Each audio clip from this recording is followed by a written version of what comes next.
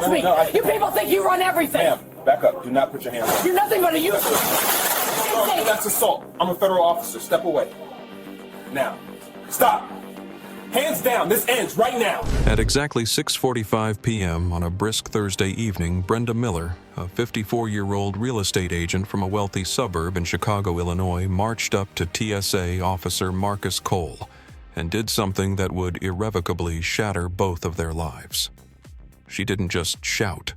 She didn't just voice a grievance. She physically assaulted a federal officer while screaming racial slurs so toxic that the convenience store manager later told detectives he hadn't heard such hatred in his 30 years of living in the city. What followed was not a routine booking. It became a federal spectacle that would liquidate Brenda's retirement savings, obliterate her social standing, and send tremors through her exclusive gated community. Before we dive in, let us know where you are watching from. If you are new here, please hit that subscribe button.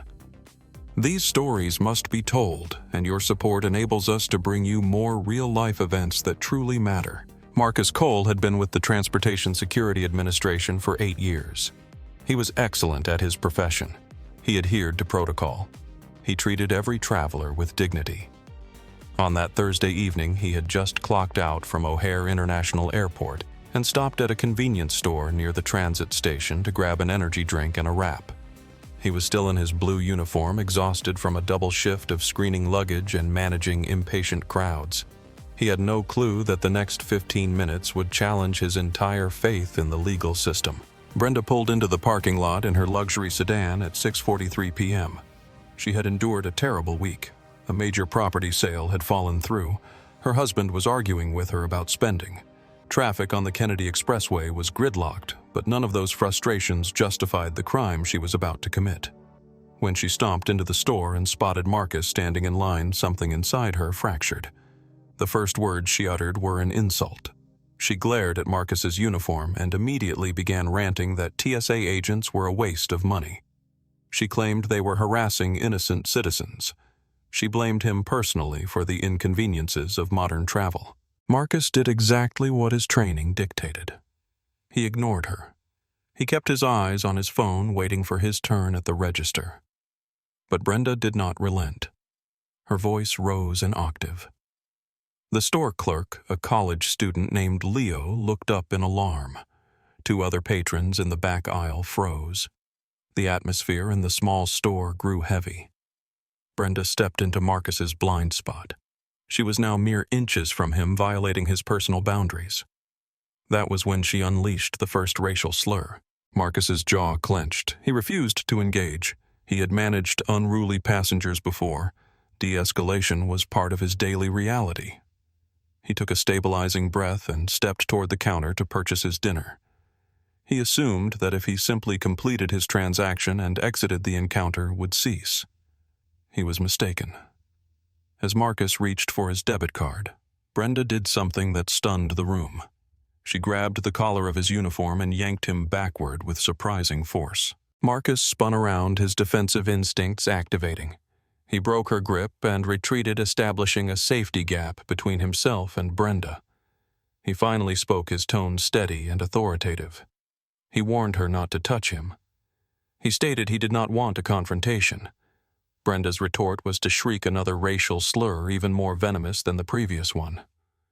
Then she grabbed a metal stand of beef jerky packets near the register and hurled it at Marcus.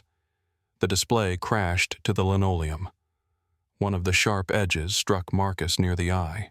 Leo, the clerk, immediately dialed 911. The other customers huddled near the beverage coolers. Everyone realized this situation had spiraled past the point of no return. What transpired next was recorded in high definition on the store's 4K security system. Brenda lunged at Marcus and shoved him with full force. Marcus, who was physically fit, maintained his footing. He held his palms open in a surrender position and ordered Brenda to stand down. He informed her that he was a federal officer and she was committing assault. This warning seemed to act as gasoline on a fire.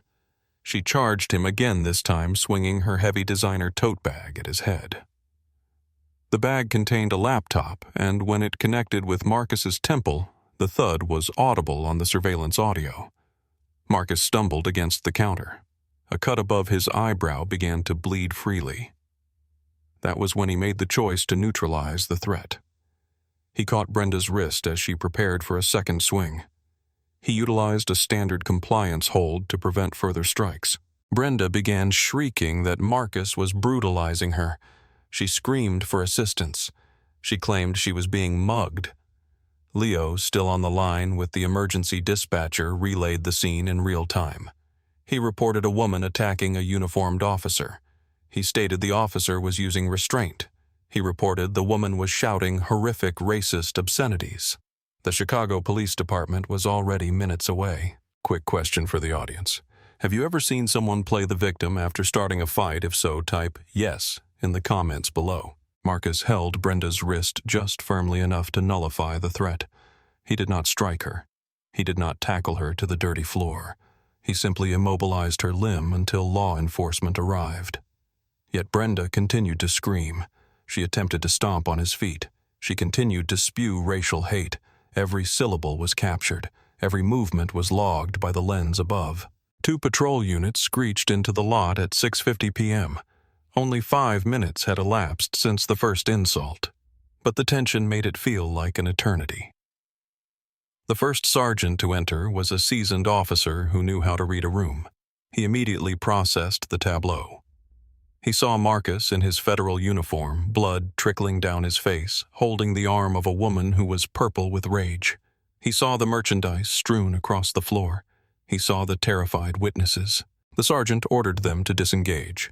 Marcus immediately released Brenda and stepped back, hands visible. Brenda lunged again. The sergeant had to physically intercept her path. He warned Brenda to compose herself or face immediate incarceration. Brenda made her second catastrophic error of the evening. She told the sergeant that Marcus had mugged her. She claimed he grabbed her because of her gender. She demanded Marcus be put in handcuffs. Leo the clerk spoke up instantly from behind the counter. He told the police that was a lie. He stated Brenda initiated the violence. He confirmed the cameras were rolling. The sergeant asked Leo to secure the footage. Leo confirmed it was already backed up to the cloud. The sergeant then interviewed the witnesses by the coolers. They corroborated the story perfectly. Brenda was the aggressor. Marcus was the victim. The sergeant turned to Brenda and informed her she was under arrest for battery. That was when she made her third error. She attempted to walk away, claiming she had to get home to her children. She did not make it to the door. The second officer blocked her exit and placed her in cuffs. Brenda was still yelling. She was still using slurs, but now she was including the police officers in her tirade. Marcus stood by the window, pressing a napkin to his bleeding forehead. The sergeant approached to assess him. He asked if Marcus required an ambulance. Marcus said he was dizzy, but he would drive himself to urgent care later. The sergeant photographed the injuries. The cut was deep and swelling rapidly. The sergeant asked Marcus if he wished to press charges. Marcus said yes. He said this behavior could not be normalized. He said Brenda needed to understand that actions have consequences. Here is where the gravity of the situation shifted for Brenda. Assaulting a civilian is a serious misdemeanor or low-level felony, but attacking a federal officer performing their duties or because of their status triggers federal statutes. It carries significantly heavier sentencing guidelines. Brenda had not just engaged in a brawl at a corner store. She had assaulted a protected class of employee under federal law. The local police booked Brenda, but they notified the Department of Homeland Security and the FBI. When you assault a federal agent, federal investigators take over. Within 3 hours, a federal agent arrived at the district precinct where Brenda was detained. The agent watched the clear video. The agent read the witness depositions. The agent examined the medical report of Marcus's concussion and laceration. The decision was swift. Brenda would be indicted on federal charges. Brenda spent the night in a holding cell. She used her phone call to reach her husband, a corporate attorney who was baffled by the call. He could not fathom that his wife was in this position. When he arrived for the arraignment the next morning, he discovered bail was set at $75,000. He had to wire $7,500 just to secure her release pending trial.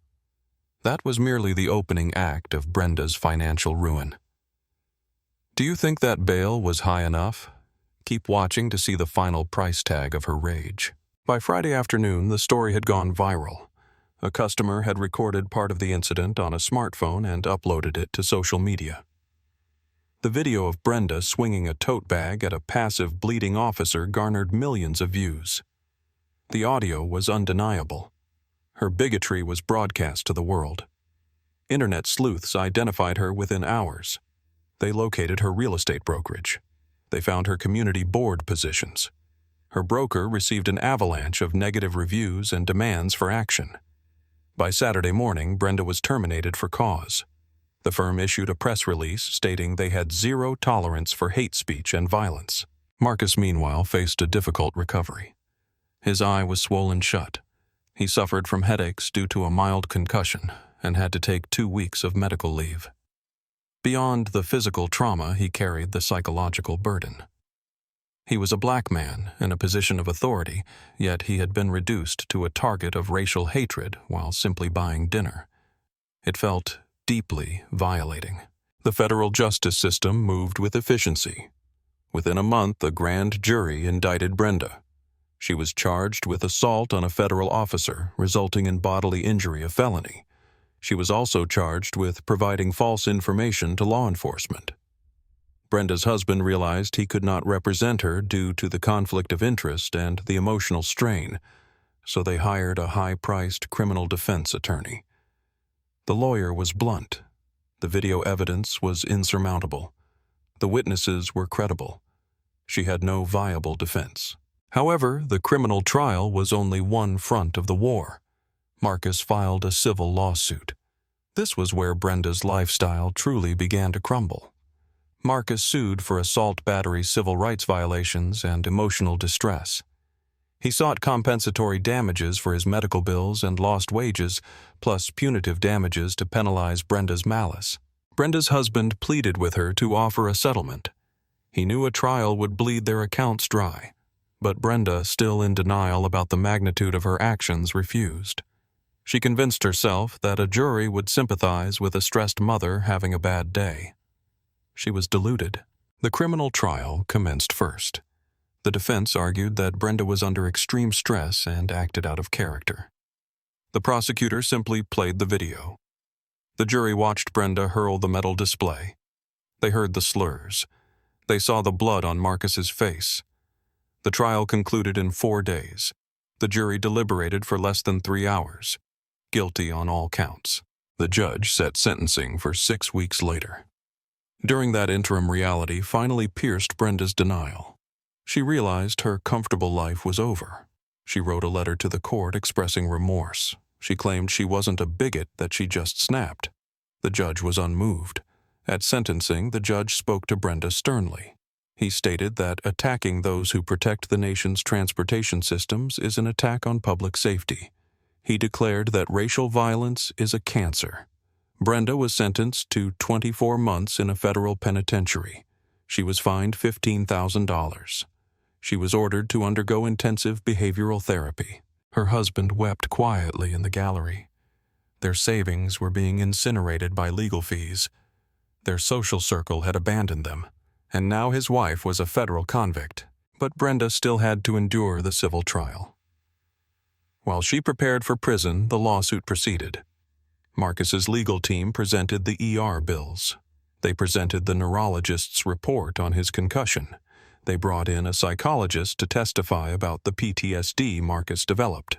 They showed how the assault impacted his promotion schedule. Brenda's attorney argued she was now unemployed and destitute. The jury was indifferent to her plight. They were focused on the brutality of her actions. Are you still with us? If you believe in accountability, hit that like button. The civil jury awarded Marcus $350,000. This sum included $75,000 for actual damages and $275,000 in punitive damages. The jury intended to send a shockwave. Racism and violence would come with a heavy price tag. When the verdict was read, Brenda sat in stony silence. $350,000. It was a fortune she no longer had access to. Her lawyer explained the grim reality. Marcus could garnish her future wages. He could place liens on her assets. This debt was not dischargeable in bankruptcy because it resulted from a malicious act. Marcus's attorney later told the press that the dual approach was necessary. The prison sentence addressed the crime against the government. The money addressed the crime against the man. Brenda reported to prison 4 months after the incident. Her life had imploded. She was jobless. She was a felon. She owed a small fortune. Her children were humiliated. Her husband filed for divorce shortly after she entered the facility. He cited irreconcilable differences, unable to reconcile the woman he knew with the violent bigot on the video. In the divorce settlement, the judge allocated the entire $350,000 debt to Brenda. Her husband retained the house, but had to buy out her share, which immediately went to Marcus to pay down the judgment. Brenda would exit prison with nothing. Inside the federal camp, Brenda had ample time for reflection. She attended mandatory diversity training and anger management. Stripped of her privilege, she heard stories from women of all backgrounds. She began to comprehend the toxicity of her worldview. Marcus eventually received a significant portion of the judgment. The buyout from the house netted him about $120,000. He knew he might never collect the rest, but the victory was symbolic. The case became a case study for TSA training nationwide. It demonstrated that officers did not have to accept abuse as part of the job. Marcus was invited to speak at a national conference for federal law enforcement. He spoke about the power of composure. He emphasized that by not retaliating physically, he secured the moral and legal high ground. If he had hit her back, the narrative would have been muddied. Because he remained professional, justice was absolute. Brenda served her full 24 months. She was released on a gray morning in November. Her ex-husband did not come. She took a ride share to a halfway house. With a violent felony on her record, her real estate license was permanently revoked. She found work stocking shelves at a warehouse on the night shift. It was hard labor for a woman in her mid-50s. The remaining balance of the lawsuit, over $200,000, hovered over her. Every paycheck was garnished. Marcus transferred to an airport in Florida 2 years later. He used the settlement money to start a small business for his wife and pay off their mortgage. He still touched the scar above his eye when he was stressed, but the nightmares had faded. The system had functioned as designed. The convenience store became a footnote in local news. Leo the clerk eventually graduated college, often telling the story of how a single phone call and a calm demeanor changed the course of 2 lives. The incident forced Brenda's former neighbors to have uncomfortable conversations about prejudice and privilege. It served as a stark warning that in the digital age, a moment of hatred is never private. 3 years later, Brenda was living in a studio apartment. She had lost her marriage, her career, her wealth, and her freedom. All because of 15 minutes of misplaced rage and bigotry. All because she judged a man by his skin color and uniform rather than his humanity. If you watched until the end, thank you. Please subscribe and share this video to spread awareness. Leave a comment about what you took away from this story. The value lesson. This story serves as a powerful reminder that in our modern hyper-connected world, the veil of anonymity no longer exists. A single moment of uncontrolled emotion fueled by prejudice and entitlement can dismantle decades of hard work and stability. We must realize that composure is not just a professional skill, but a survival mechanism. When we let anger drive the car, it inevitably crashes, but when we maintain our dignity in the face of provocation like Marcus did, we not only protect our future, but we also expose the true nature of those who wish to do us harm. True strength is not found in loudness or aggression, but in the quiet discipline of self-control.